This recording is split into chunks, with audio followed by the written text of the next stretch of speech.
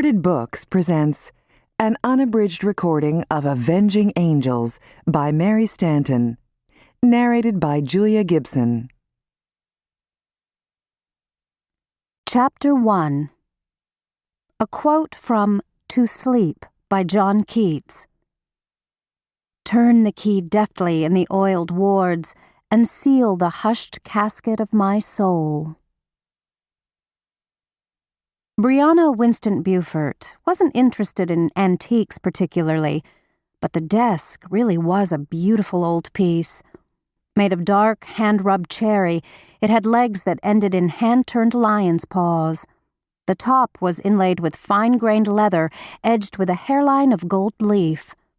Gold leaf bees danced in a fanciful design in the desk center. The auction people had set it on a raised dais, but it was crowded on all sides by the sheer weight of the other stuff due to be auctioned off. Bree flipped through the auction catalog and found the desk listed on a page all to itself. Probable Empire campaign desk, circa 1789, may have been carried by Napoleon Bonaparte in the Egypt campaign of 1799. An old silver inkstand sat to the right of the golden bees, and a cloisonné jar with a jade lid sat to the left. "Gorgeous," Antonia said. "I think this is part of the lot that Tully O'Rourke's trying to buy back from her husband's estate." She cocked her head speculatively. "It might even be the desk where he shot himself. Russell O'Rourke, that is." "Ugh," Bree said. Her sister had a ghoulish side. "So we should make a bid on it when it comes up?" "Don't be a jerk," Antonia said crossly. "I'm here to, well, just sort of make contact with the widow." "No," Bree said in feigned surprise. "I thought you were here to pick up some inexpensive stuff for your theater group." Antonia was the stage manager for the Savannah Repertory Theater. It had been her brilliant idea to attend the auction for the ostensible purpose of picking up props for the theater's upcoming winter season. The O'Rourke estate was part of a larger and much cheaper sale of various items from the World of Art auction mart. Yesterday's sudden announcement that the auction was to be held early Sunday morning had swept through Savannah's gossip mills like brush fire. Bree's Aunt Cecilia had called Antonia. Antonia had called Savannah Rep's finance guy and talked him into handing over a modest budget, and here they were. "You know perfectly well why we're here.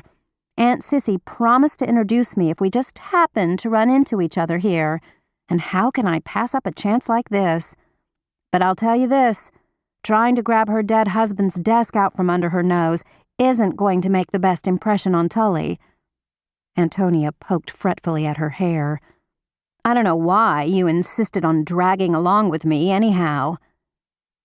"Well, here's a fine thing," Bree said indignantly. "This is the first Sunday I've had off in weeks. I'm only here because you flat out begged me to come." "I don't want Tully to think I'm trolling for a job." "You are trolling for a job. Hush up. Somebody will hear you." Bree rolled her eyes. She could be jogging along the Savannah River with her dog Sasha. She could be drinking a nice cool glass of white wine at Huey's. She could even be catching up on back copies of the Law Review. Instead, she was stuck indoors with a couple of hundred gawkers, all trying to catch a glimpse of the notorious Tully O'Rourke, and maybe grab a piece of the bankrupt estate. And on top of it, she had to put up with the company of her aggravating little sister. Rumors about Tully O'Rourke had been flying around Savannah for weeks.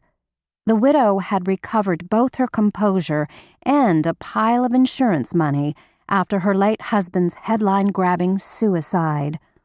The most persistent rumor, and the one most important To keep listening to this audiobook, I've left you a link in the description so you can do it, at no cost thanks to Audible's 30-day free trial.